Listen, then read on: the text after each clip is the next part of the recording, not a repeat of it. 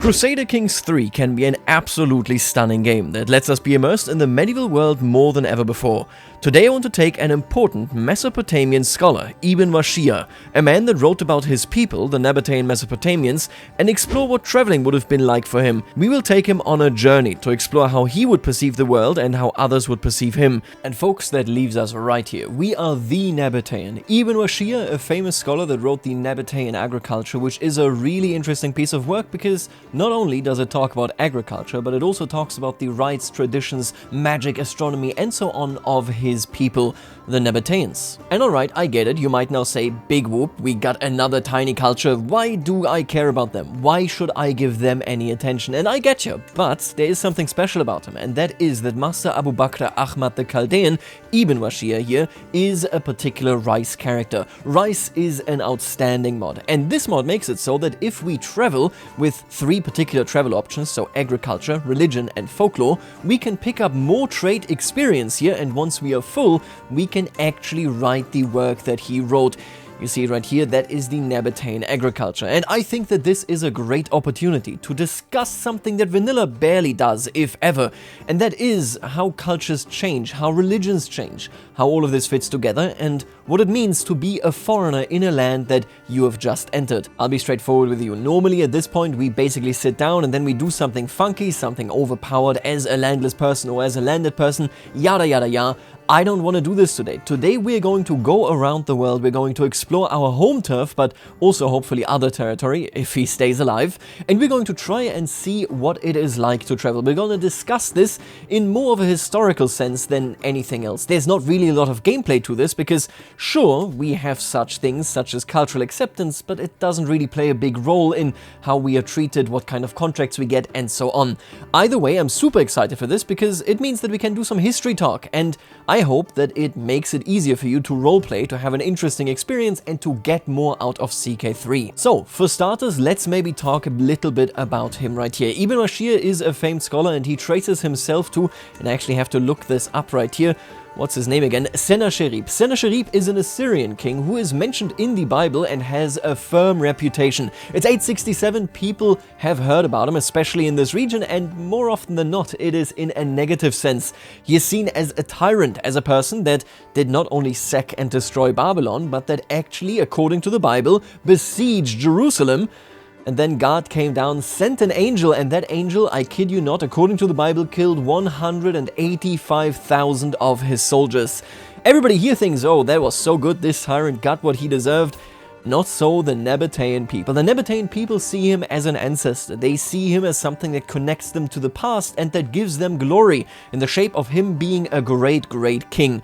And that is interesting because it very much puts us at odds with the people around us and the majority religion, whether it is Islam, be it Sunni or Shia, or whether it is Orthodoxy or Catholicism, because all of those view that king as, yeah, a pretty evil person. They have actually a pretty cool cultural tradition right here. I really like this one. Religion blending. No negative opinion of other faiths, yes. This means if I go and take a look at, I believe it is this guy, he is a Mandaean and he is Nabati, which means that we are Ashari, he is Mandaean, and yet there is no malice to this particular opinion from the religion. Technically, they are evil to us, but we just don't really care. I like this because it shows how the NABATAEANs could live together the way they did. Of course, at this point in time, the NABATAEANs had to a large degree already gone into different religions. Many were already following Ashari and so on. However, we also do have their traditional faith. And this is super cool because I want you to consider this, especially if you reform your religion, if you create a new one, if you revive old ones, right?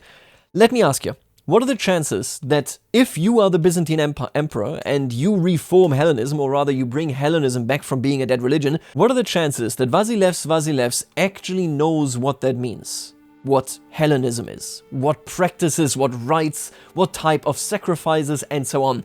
The chances are very, very slim.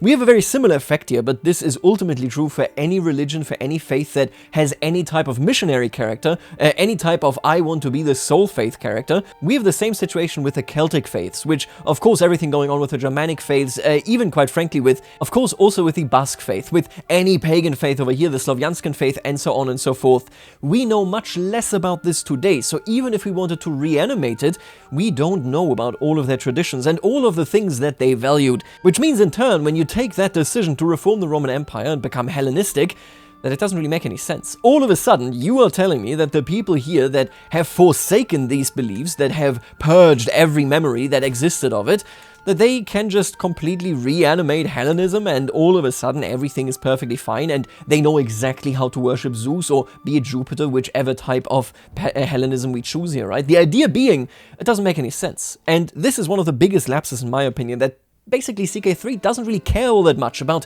what it actually means to be a medieval person. I think historicity isn't all that important to the game. You can see that right there when you revive a faith that you don't know that much about as a character. This mod, Rise, and this character have something super cool, and that is Kasdanianism. Kasdanianism fundamentally is not that interesting. Okay, you got ritual celebrations, astrology, and then you got esotericism. We have a bunch of decisions that we can take here, which I'm definitely looking forward to. But most importantly, Kasdanianism is the traditional rites and practices, the paganism of these NABATAEAN Mesopotamians. And you can see it right here. They derived this faith from the traditions and beliefs of ancient Babylon and Assyria. They didn't carry it forward, they slightly changed it as they went, because that is what faith is. It is a lived experience, right?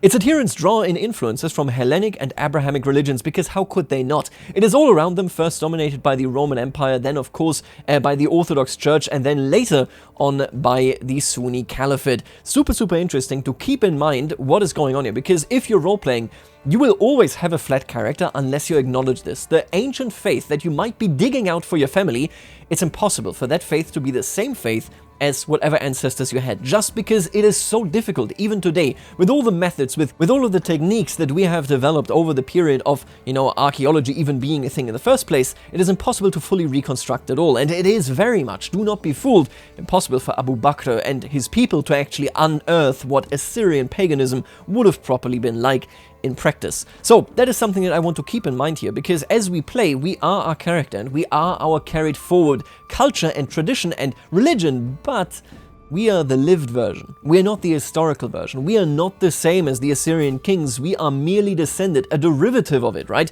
That is exactly where we come in there, and you should keep that in mind, I think, if you play this game with a heavy historical roleplay focus. Now, with that being said, like I said, we carried all these things forward despite the Caliphate actually, of course, actively trying to push Arabification and Islamification into the vicinity of any conquered people, right? That makes perfect sense. If you are a conquering empire, what do? You want to establish that you are the new order and that you are here to stay, and that means the old order needs to go. Despite them doing this, we still exist in this particular fashion. His contemporaries thought fairly lowly, it appears, of the NABATAEANs, so that is also, of course, partially at the very least why he started writing things down about his people. Now, of course, interestingly enough, he also lives in a really cool era, and I think it is no surprise that he thought about how to elevate his people, how to capture their spirit, how to make sure that people know about them, because we are living in the period of the Iranian Intermezzo. Historically, I think it is most adequate to say that the Iranian Intermezzo ended with the Seljuks dominating the Caliph. If you didn't know this, basically the Seljuks, of course, pacified the entire region. The Caliphate that was once so powerful, I mean, we have the Rashidun Caliphate, then the Umayyad Caliphate, then the Abbasid Caliphate, right? Later on, sure, we got the Ottomans, whatever. But my point being, that Caliphate is long gone. Right now, the Abbasids are struggling. This Iranian Intermezzo canonically ends with them being humiliated and turned into a pawn. It is the Seljuks that actually go into Baghdad right here, into the Round City. It was a special planned city by the Caliphates, a wonder, if you will, that existed at the time, of course. And they went in there and they got the blessing from the Caliph that they will, going forward, be the shield and sword of the Caliphate, which is terrifying if you think about it, because what it means is you once were the leader, the unequivocal leader of the entire Ummah. You had the right to set up governors like the Tulunids. If you think about the Tulunids, they are August, they are not a native dynasty, that is going on. The Aghlabids still technically being acknowledged governors of this caliphate here in particular, and even here you can see, if we go back a little bit, they are Bedouin. So they would put all these people into place because, of course, that creates loyalty. They have a power structure, and all roads, all lines of power end in the Caliph's hands. And that is about to go away. The people of Persia are rebelling, they are resisting, they are becoming detractors of the caliphate. In this period, essentially what happens is that the Persians try to revive their culture, try to revive their power structures and set their own dynasties up.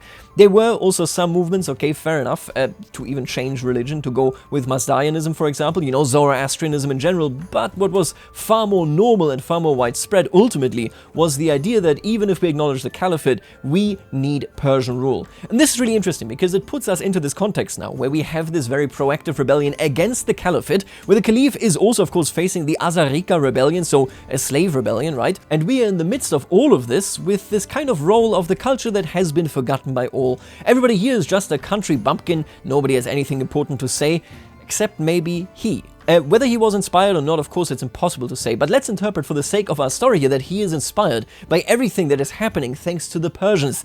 The Persians are striving for independence. They are saying the Bedouin rule, the Arab ruling class has to end right here. We will build our own power structures. As the downbreak, the downfall of the caliphate actually takes place, this is, I can already tell, this is just a yapping video. I hope you're enjoying yapping videos, okay? It goes basically the same direction as what is happening in Persia. The people right here start shedding off, they start getting rid of the Bedouin leadership and they establish their very own rights that are attached to this. Ibadi, of course, goes into a relatively similar direction. So while we in game terms here have this restricted to everything happening in Iran, it is the Iranian Intermezzo, fair enough, right? We are seeing a global trend where the power of the caliphate basically just falls apart and what happens are local dynasties and local practices emerging further and further, wearing down the idea of a unified caliphate.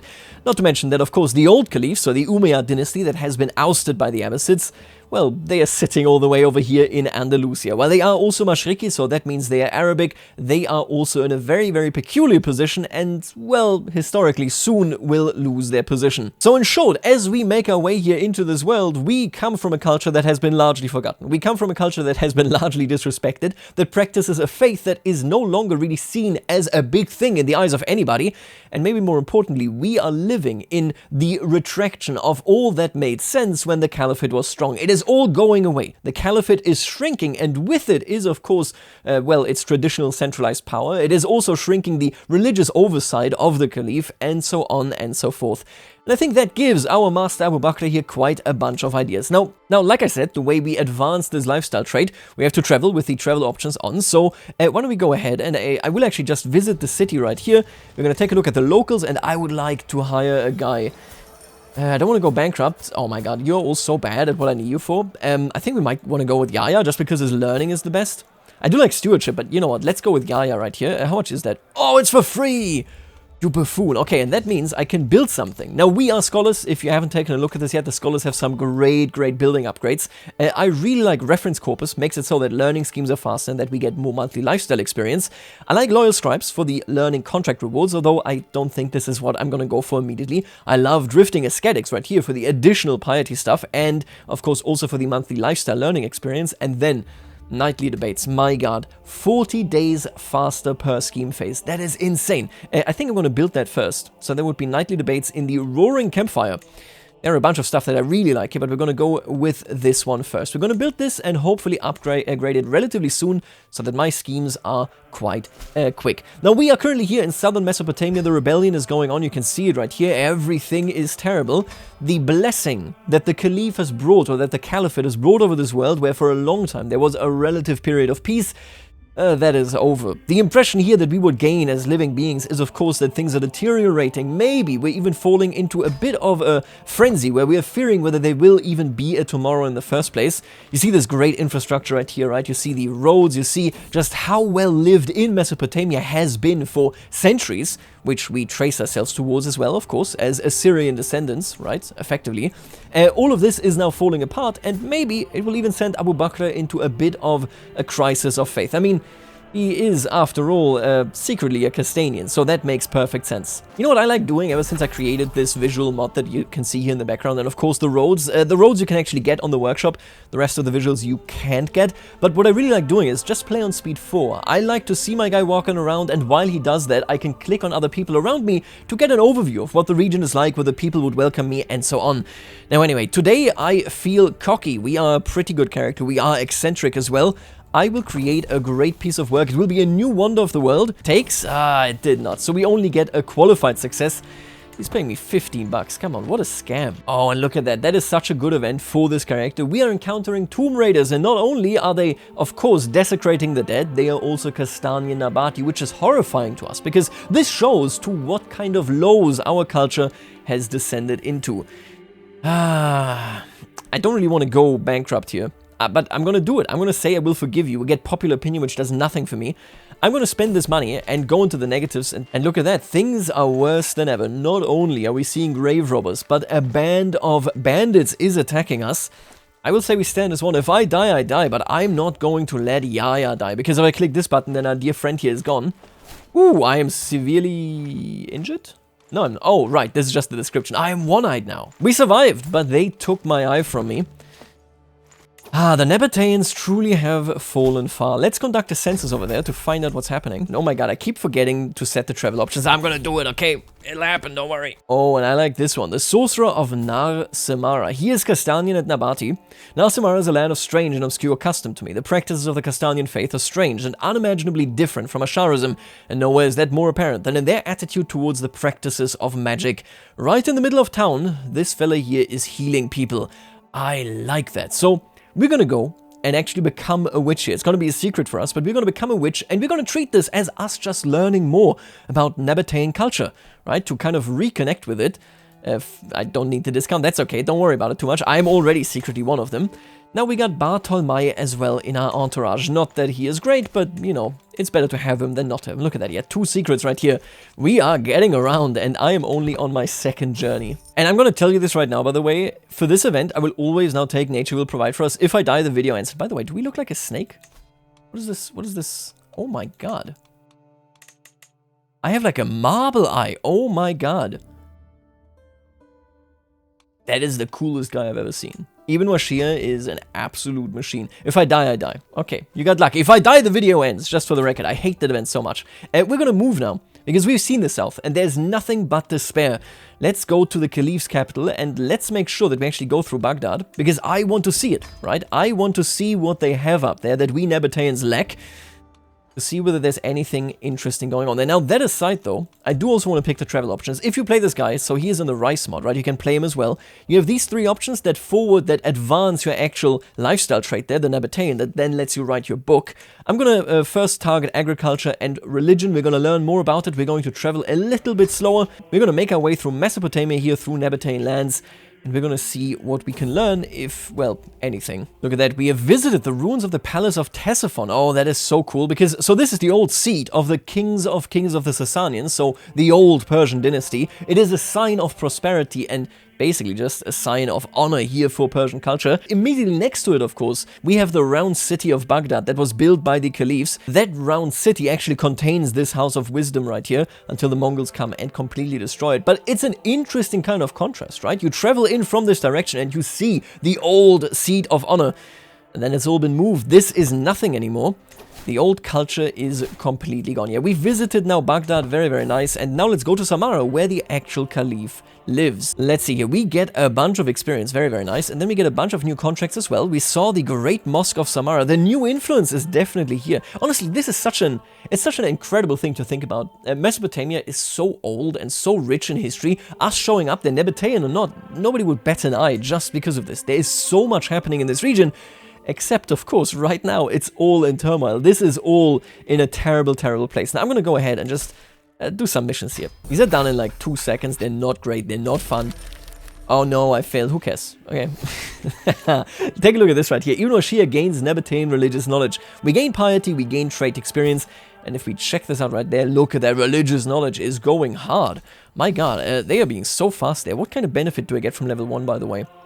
Learning goes up. That's real good. I like that. Okay. Monthly piety plus 10%. Oh, we wanna... Ooh, I wanna put up folklore, because monthly lifestyle experience here is huge. My god, I really love Rice. The fact that we can do this, the fact that there's this mini story attached there, Such a nice implementation. Very surprising in my opinion, because it functions very differently from the story content that Vanilla has for landless stuff. I did all of them, of course, on my channel, right? But it's like, that's incredible. Like, the way this is done is really, really neat. And it is so unique because it differs completely from what Vanilla does. Yeah, look at that. That's crazy. We already picked up level 1 for religious knowledge here. That's insane. How do we actually pick that up faster? Because obviously there's like some modifiers. So this triggers 15% Syriac heritage culture, Semitic or Greco-Roman faith, or the Mesopotamia region, which we are. It is the same trigger condition. So you can trigger this 5% chance anywhere worldwide, but you have a 15% chance if you are in Mesopotamia. So initially we're going to travel a little bit at least here in Mesopotamia only, and we're going to see what we can do from thereafter. See, I'm looking at Caliph Al-Mu'taz the Traitor. Oh my god now. Huh.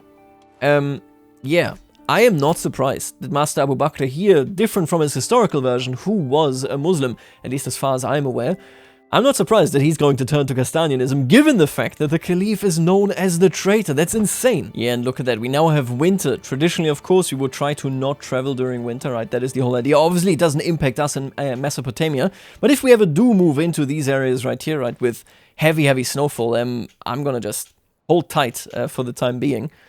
We'll see whether that happens. Now, either way, ooh, and I even survived typhus, my god. I was worried there. Don't let anybody tell you otherwise. I was worried.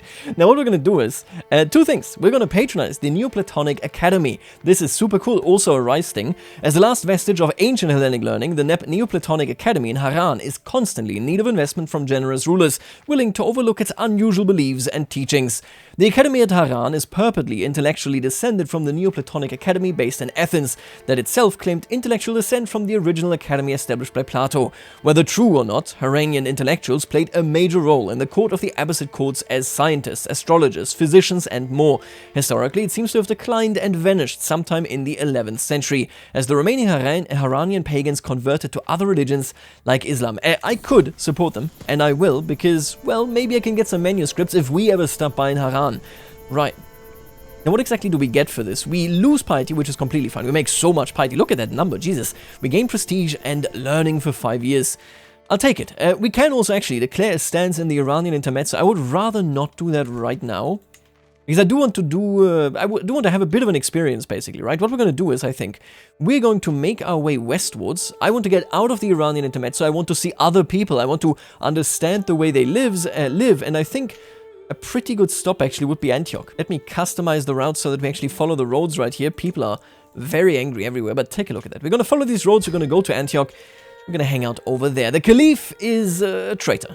We're not a big fan. Now, I did actually do a particular thing where, in my version of CK3, because it's very common for this to just fall apart in CK3 Vanilla, the Abbasids and the Tulunids and the Fatimids cannot dissolve within like the first 100 years, I think, which means the Abbasid Caliphate here is around to stay rather than around to just leave, you know? I did some other changes as well. For example, long reign modifier. I really nerfed that stuff. Take a look at this. This is like 20, plus 20, plus 25, which makes it so that once you had a character that is long reign, every other character that comes thereafter gets like a huge bonus for opinion of predecessor, which is bad because it directly counters the short reign to a complete degree, to an over degree.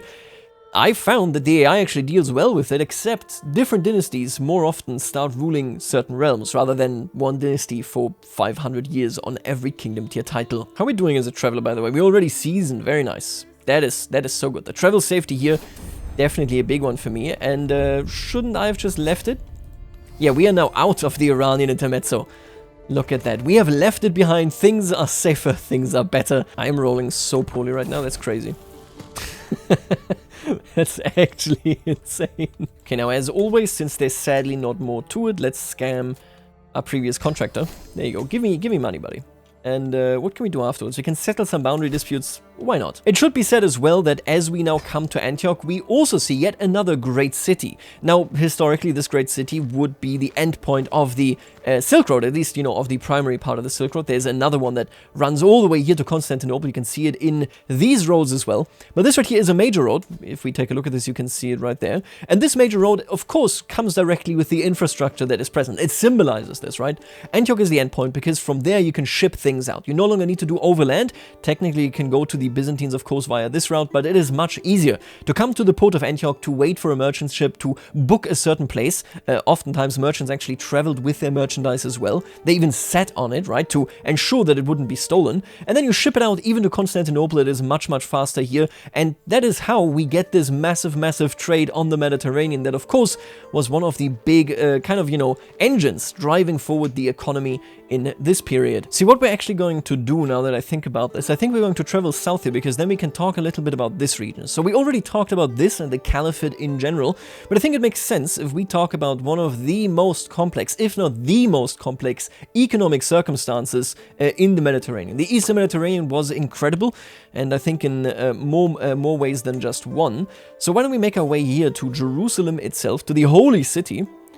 We can explore it right there. Then we are very close to the Byzantines, to the Tulunids, and of course to Mecca itself also. Like I said, this really is me mostly sitting down and just talking history because it is so interesting. So we have reached Jerusalem, one of the big cities of our time. And let me actually zoom in here. I got the... I'm going to connect the controller. Then we're going to check this out here real quick. You can do this as well, by the way, if you just activate a console demand. Take a look at that. Jerusalem, this model is just, it's utterly incredible. Now, I have been informed, and I'm not an expert on this, but that the dome here isn't golden until like the 1950s. So this is technically ahistorical, but I feel like it's one of those things, okay, people recognize it, so there you go, right? This is the old city of Jerusalem proper. Now, we've arrived here, and this is obviously a very important city, but in this time period, it is less important than it used to be, and less important than it is going to be during the Crusades. When we talk about the economy in medieval Europe, we basically shouldn't be talking about medieval Europe, okay? What we should be talking about is about the Mediterranean. The very, very strict distinction between this is Europe and this is Africa and this is Asia and these are the big differences obviously didn't exist, because this right here is a highway.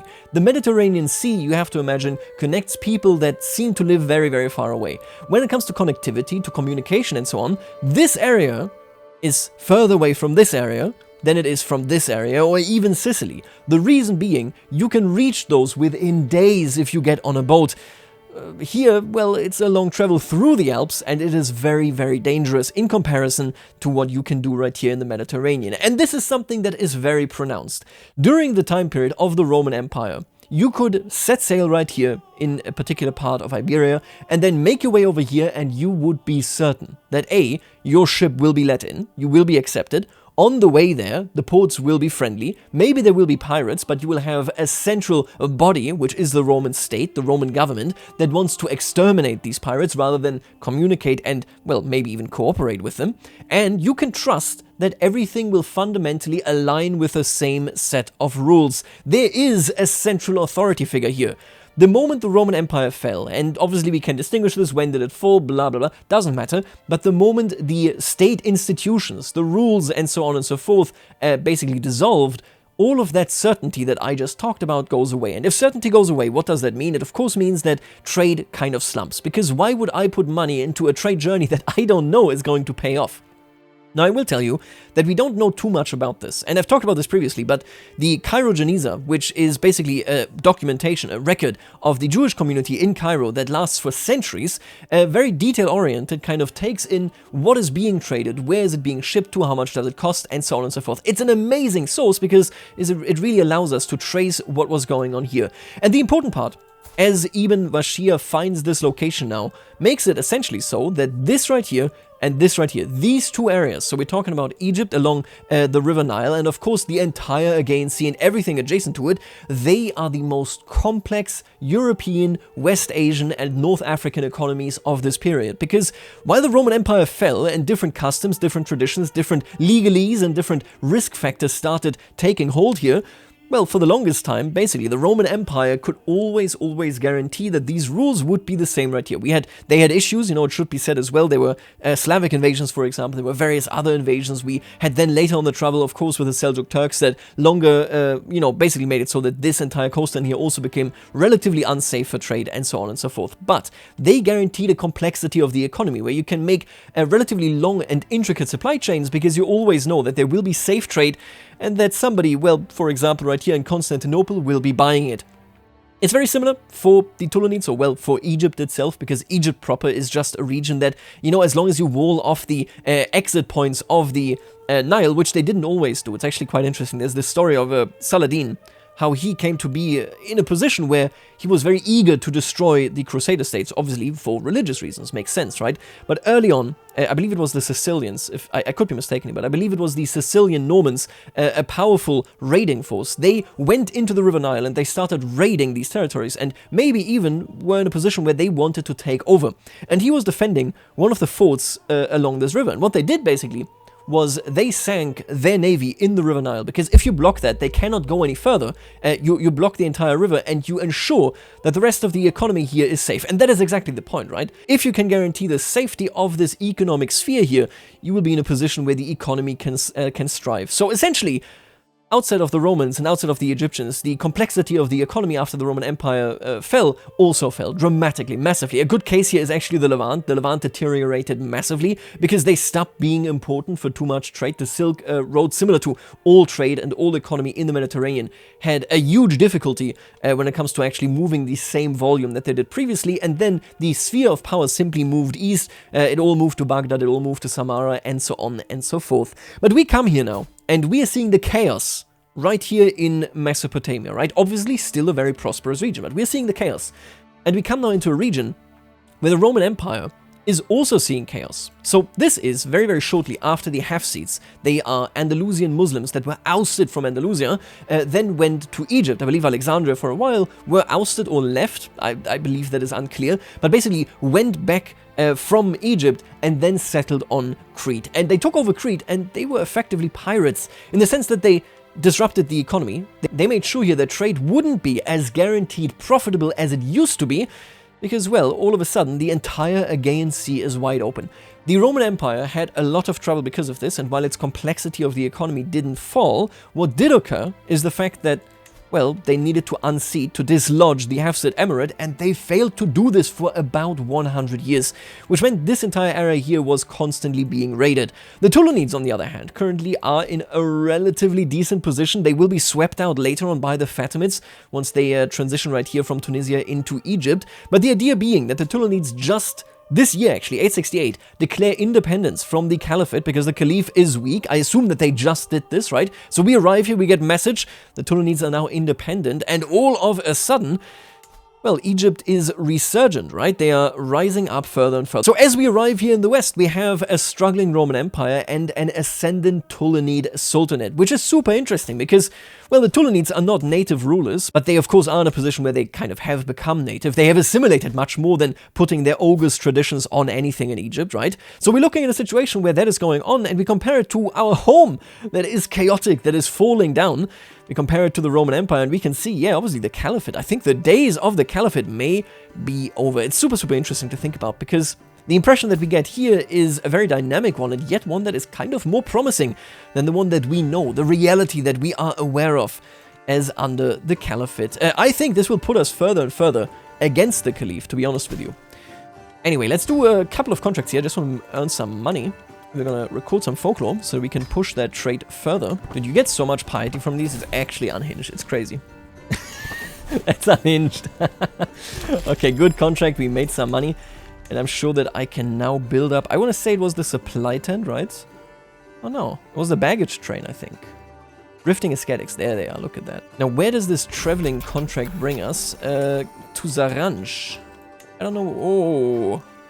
Are you serious? That's a long way, but I'll take it, sure. I will bring him there.